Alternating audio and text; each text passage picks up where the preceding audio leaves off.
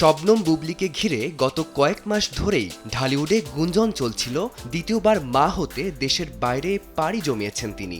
অবশেষে সব জল্পনার অবসান ঘটিয়ে নিজের ভেরিফাইড ফেসবুক পেজে সুখবরটি জানান এই চিত্রনায়িকা। গত 11 মে তিনি কন্যা সন্তানের মা হয়েছেন। আর পৃথিবীতে আসা এই নবজাতকের নাম রাখা হয়েছে শার্লিন খান। পোস্টে বুবলি সরাসরি শাকিব খানকে ট্যাগ করে তাকে শার্লিনের বাবা হিসেবে উল্লেখ করেছেন।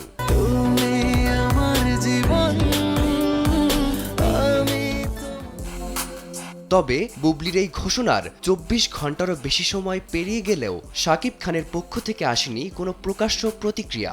সামাজিক যোগাযোগ মাধ্যম কিংবা গণমাধ্যম কোথাও বিষয়টি নিয়ে মুখ খোলেননি তিনি। তার এই নীরবতাই এখন বিনোদন অঙ্গনের অন্যতম আলোচিত বিষয়। Savoy Disco.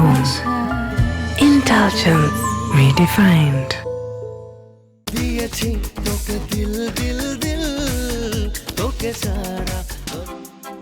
পারিবারিক সম্পর্কের বিষয়ে শাকিব খান অতীতে একাধিকবার নিজের অবস্থান স্পষ্ট করেছেন।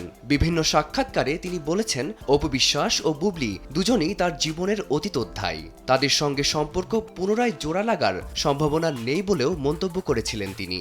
যদিও অপু বিশ্বাসের সঙ্গে বিচ্ছেদের বিষয়টি আনুষ্ঠানিকভাবে স্পষ্ট হলেও বুবলির সঙ্গে সম্পর্কের বর্তমান অবস্থা নিয়ে এখনও রয়েছে ধোঁয়াশা।